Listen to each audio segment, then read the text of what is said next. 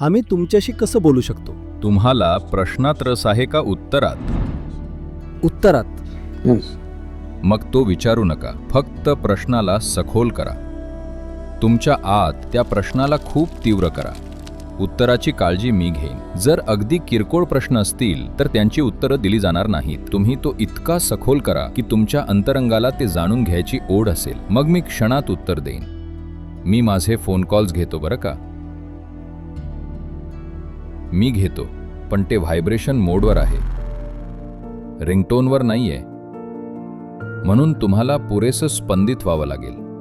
आणि जर आमच्याकडे काही किरकोळ प्रश्न असतील तर? मला वाटतं की किरकोळ प्रश्नांची उत्तरं शोधण्यासाठी तुमच्याकडे पुरेशा मेंदूच्या पेशी आहेत, नाही का? नाहीयेत का?